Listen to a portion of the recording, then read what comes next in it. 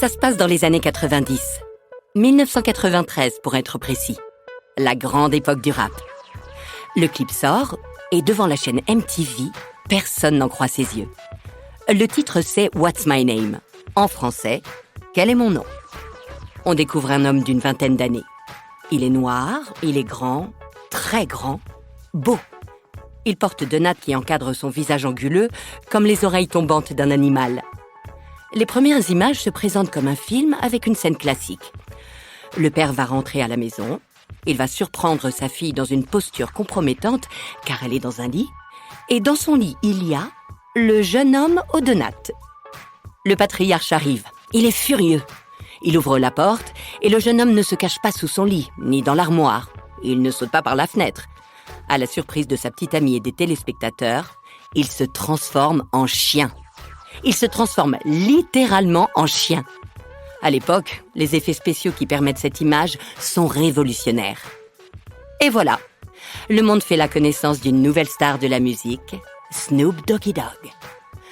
Le dénommé Snoop Dogg devient une figure incontournable du gangsta rap.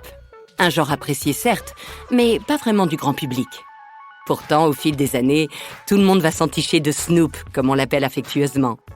Il devient une sorte de mascotte, un symbole, le roi du cool.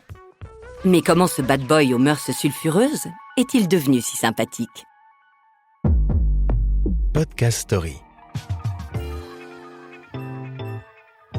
Le rappeur est un pur produit de la côte ouest américaine. Il naît au début des années 70 en Californie, à Long Beach. Il grandit près de l'océan Pacifique. Le soleil au zénith, l'air des nuits tièdes, les hippies. C'est joli, n'est-ce pas ? Ne vous fiez pas à ce fantasme. Le rappeur ne court pas sur la plage comme Pamela Anderson et il ne fait pas de gentils pique-niques en famille. Non. L'ambiance décontractée de la Californie le traverse, c'est vrai. Elle infuse en lui une profonde douceur de vivre. Mais pour l'instant, Snoopy est un délinquant. Snoopy, oui. C'est comme ça que l'ont surnommé ses parents, parce qu'ils trouvaient qu'il ressemblait au célèbre personnage de la BD. Son air ahuri peut-être, et paraît-il, son habitude de fourrer son nez partout, comme un chien. Calvin Cordozar Brodus, de son vrai nom, vit modestement au milieu de sa fratrie de 3 garçons. Son père est postier. C'est un vétéran du Vietnam, souvent absent. C'est aussi un chanteur. D'ailleurs, la musique dans la famille, on connaît. Bootsy Collins, le grand artiste de funk, est l'oncle de Calvin. La musique attire le jeune homme qui veut peut-être se rapprocher du père insaisissable. Le petit garçon discret chante à la chorale de l'église. Il apprend le piano, il joue au football américain et au basketball. Il est doué. Et on commence à imaginer pour lui un avenir à l'université. Mais dès le collège, Calvin est accusé de trafic de cocaïne. Il écope de 6 mois de prison. Il dévie de la voie du gentil garçon. Il se met à rapper et fait des rencontres décisives. Le genre de rencontre qui détermine une vie entière. Si Snoopy a rendez-vous avec son destin, il s'appelle Dre. Dr. Dre. Mais nous y reviendrons. L'école ? Il essaie encore un peu. Il veut faire plaisir à sa maman et réussit à décrocher son diplôme du secondaire. Mais les activités saines et sportives qui lui ouvraient les portes d'un brillant avenir, c'est fini tout ça. Les fréquentations de son quartier, ses homies, l'entraînent vers l'argent facile, l'alcool, la drogue, les filles. Calvin est happé par cette vie excitante. Quel adolescent pourrait y résister ? Et voilà, il rejoint un groupe qu'on appelle les Crips. Enfin, il s'agit plutôt d'un gang. Un des plus célèbres et des plus violents aux États-Unis. L'ado est grisé par le sentiment d'appartenance. D'ailleurs, il y a un uniforme. Avec ses partenaires du crime, Calvin porte de longues chemises à carreaux bleus. En 2022, dans une interview, le rappeur se livre sur cette époque. Il avoue avoir été en possession d'une arme pour la première fois à 15 ans. Il parle de ce moment fragile entre l'enfance et l'âge adulte. En réalité, Calvin a peur de cet engrenage, mais ses copains le regardent. Soit il est seul dans le camp des trouillards, soit il est du côté des durs, avec tous ses copains. Le jeune sait qu'à tout moment, dans la rue, une voiture peut prendre un virage serré, ralentir, et un homme peut lui tirer dessus. À tout moment, il peut mourir. À 17 ans, sa mère n'y tient plus, et le chasse de la maison. Calvin est livré à lui-même. Entre ses nombreux séjours en prison, le jeune homme fait de la musique avec son cousin Nate, futur Nate Dogg, et son ami Warren G, qui est lui-même le cousin de Dr. Dre. On pourrait penser que la musique est la seule planche de salut de ce jeune homme paumé. Mais Calvin s'engage à nouveau sur une pente savonneuse, car au début des années 90, certaines sociétés de production de rap usent de méthodes proches de celles des gangs. Notamment la société avec laquelle le jeune Snoopy va signer. Dr. Dre est l'associé de Suge Knight, et ce n'est pas vraiment un enfant de cœur. Il est mêlé à plusieurs affaires louches. Il aurait même menacé un chanteur de le jeter dans le vide s'il ne lui versait pas ses droits. Quant à Dre, il est déjà célèbre. Il contribue à populariser le gangsta rap de la West Coast en tant que rappeur, mais aussi en tant que producteur. En 1993, Dre a créé Death Row Records. Traduction, Couloir de la mort production. Tout un programme. Voilà qui annonce la couleur. On a affaire à des durs à cuire avec qui il ne faut pas plaisanter. Warren G lui présente Calvin. Dre va voir ce grand gaillard, son corps mince perdu dans des vêtements 3 fois trop grands. Avec ses chemises triple XL, ses baguilles et ses cheveux nattés, il prend un air méchant, mais il ressemble encore à un enfant. Un voyou avec une belle gueule d'ange. Dre parie sur lui, et l'avenir va lui donner raison. Désormais, on l'appelle Snoop Doggy Dogg. Ce qui est amusant et paradoxal, c'est que Calvin crée son surnom de gang, de bandit, à partir du surnom que lui donnait à la maison sa gentille maman. Rappelez-vous, le petit Snoopy qui fourrait son nez partout. C'est peut-être une insulte pour un membre de gang, mais disons-le, c'est mignon. Et ça en dit peut-être long sur la vraie personnalité de ce rappeur réputé voyou. Derrière l'apparente dureté de ses débuts, on sent déjà la bonne patte. Et finalement, le public ne sera pas dupe de cette armure. Mais pour l'instant, Snoop s'installe dans ce qu'on appelle dans le milieu le game. Il joue encore les terreurs et se fait un nom. Avec ses comparses Dre, Nate Dogg et Warren G, il popularise un courant musical reconnaissable entre mille, le G-Funk. Le G-Funk, c'est le gangsta funk, un genre de rap hybride qui utilise des samples, donc des extraits sonores empruntés aux grands titres de funk des années 70 à 80. Concrètement, ça donne quoi ? Des synthétiseurs haut perchés qui créent une ambiance sucrée et planante. L'impression de fumer un joint de cannabis dans une voiture décapotable en roulant le long de l'océan. Et déjà dans son style musical, Snoop Dogg prône et prônera toujours une désinvolture sympathique, une envie de laisser couler, de planer. C'est sa marque de fabrique. Des titres de ses débuts, on retient Nothing But a G-Stang et What's My Name, le titre phare de son album sorti en 1993, qu'il nomme en toute impertinence Doggy Style. Un terme argotique pour désigner purement et simplement une position sexuelle. Sacré Snoopy.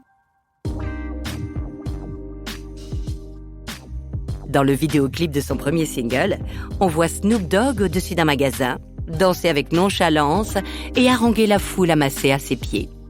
Ses lyrics évoquent la cocaïne qu'il vend, et ses clients qu'il vole, ses compétences sexuelles, la musique qu'il fait avec son producteur Dr. Dre.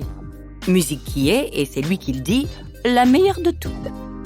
Vous l'avez compris, chez Snoop, il y a alors beaucoup d'ego trip, un soupçon de violence, une bonne rasade de sexe et des propos misogynes. La recette est connue aujourd'hui, mais à l'époque, les paroles galvanisent la jeunesse qui entend dans le gangsta rap la voix de la déraison, du défoulement, de la rébellion. Les années 90, c'est l'avènement du gangsta rap. Les fans vivent par procuration, un frisson qu'ils cherchaient avant dans les films de mafieux ou dans les westerns. Finalement, les nouveaux braqueurs, ce sont les rappeurs. Et Snoop propose un cocktail inédit.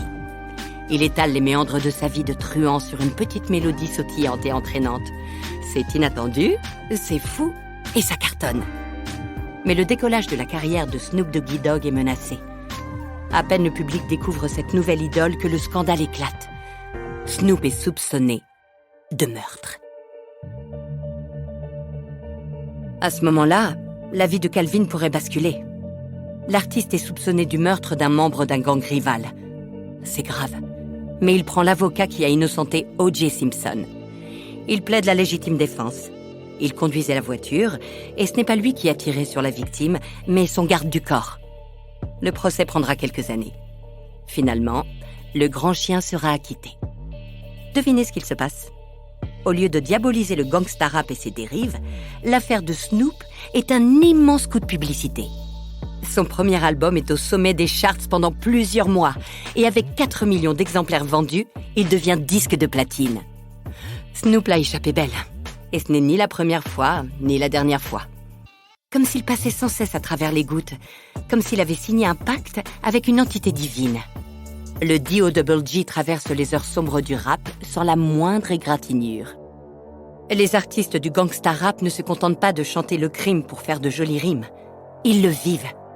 Les rivalités des gangs s'étendent à une rivalité entre les rappeurs de la côte Est américaine et ceux de la côte Ouest. Les deux parties se détestent et revendiquent être les meilleurs. Dans leurs morceaux, ils scandent leur appartenance. East Coast, West Coast. C'est ainsi que naît le conflit le plus célèbre de l'histoire du rap. Le conflit qui oppose Big, le protégé de Puff Daddy à l'Est, et à l'Ouest, Tupac Shakur. Tupac est un membre des Crips, comme Snoop, un poulain du Death Row, comme Snoop, un enfant de Compton, en Californie, comme Snoop. En 1994, à 6 mois d'intervalle, Biggie et Shakur sont assassinés. Quant à Snoop, un jour à New York, il se fait tirer dessus lui aussi. Mais il s'en sort indemne, comme toujours. Souvenez-vous le titre du premier album, Doggy Style. Snoop ne l'a pas choisi par hasard. Il est né au tout début des années 70. Il a vécu les heures de gloire de la Blaxploitation. Il a grandi en regardant des films où les Noirs étaient des héros, certes, mais où ils jouaient aussi des rôles de pimps. Des macros flamboyants dans des costumes colorés, des bottines à talons, des manteaux en vison et des cannes aux pommeaux scintillants. Le petit Calvin regardait ces lords de la rue au-dessus des lois et régnant sur des harems de femmes. La prostitution est souvent indissociable des mauvais traitements infligés par les esclavagistes du sexe. Mais Snoop l'avoue lui-même, ces personnages le fascinaient. Alors il plonge. En 2001, il s'associe à Larry Flynt, le boss de la pornographie aux États-Unis, et sort un film de 86 minutes. Snoop Dogg's Doggy Style. Il reste habillé, il rappe, mais autour de lui se déroulent des scènes explicites. Il lance le porn rap. Bien sûr, c'est un immense succès.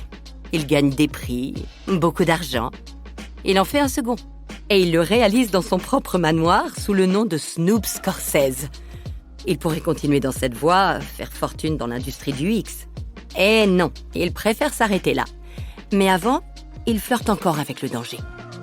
En 2003, il fait une tournée Playboy. Un bus rempli de 10 professionnels dont il peut, selon ses dires, disposer comme bon lui semble. De fil en aiguille, Snoop confesse être devenu pendant un temps une sorte de proxénète. Des stars l'appellent, il envoie des femmes, et il n'aurait jamais pris d'argent sur ses passes. S'il le dit, on lui pardonne? Snoop, c'est le bandit qu'on adore. Il fait penser à Satan, l'ange déchu qui est du côté de l'homme et de ses faiblesses.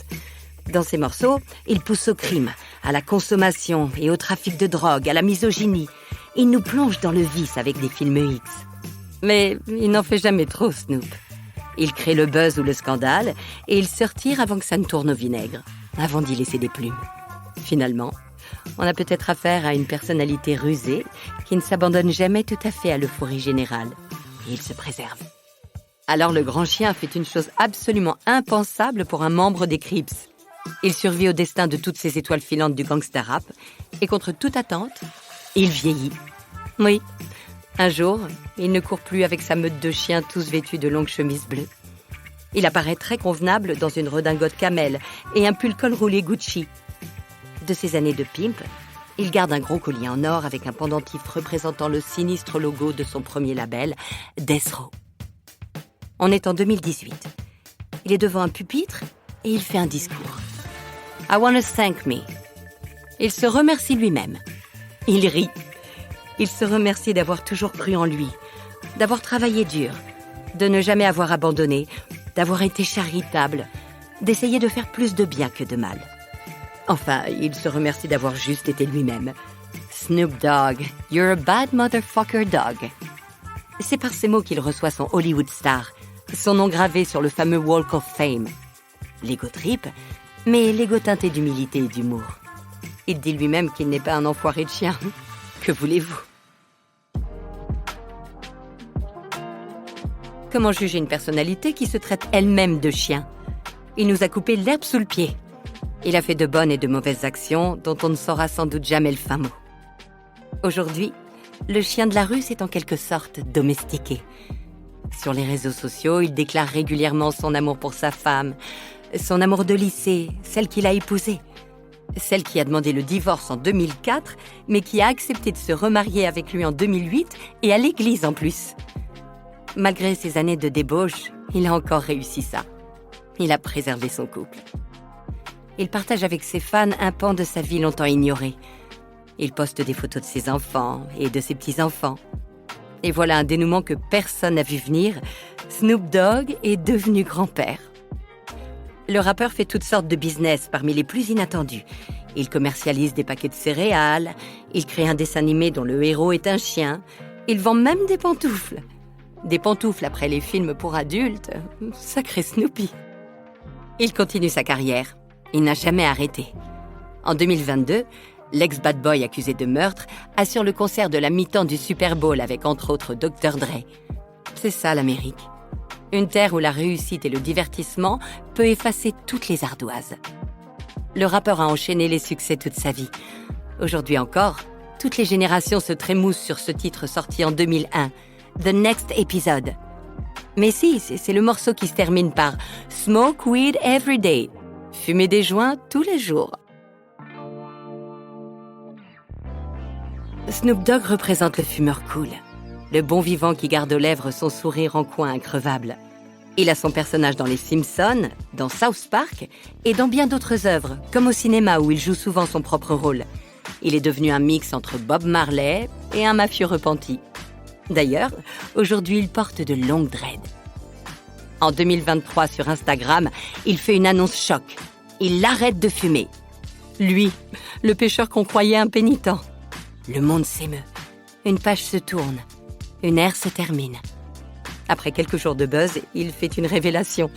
En réalité, c'était une blague. Un coup de pub pour un brasero portatif qui ne fait pas de fumée. Rassurez-vous, Snoop Dogg continue de fumer. Il continue d'inspirer au monde entier une désinvolture qui semble faire du bien. On l'aime selon Monsieur Desjingandé. On le surnomme Uncle Snoop. Oncle Snoop. On veut tous au moins boire un verre avec lui, parce qu'il est faillible et qu'il ne persiste jamais dans ses erreurs, et parce qu'il est cool, comme un surfeur qui glisse sur la vague, et finalement, comme un Californien. Podcast Story. On a tous une histoire à écouter. Ne manquez aucun épisode de Podcast Story. Abonnez-vous et mettez 5 étoiles sur Podcast Addict, Amazon Music ou Spotify.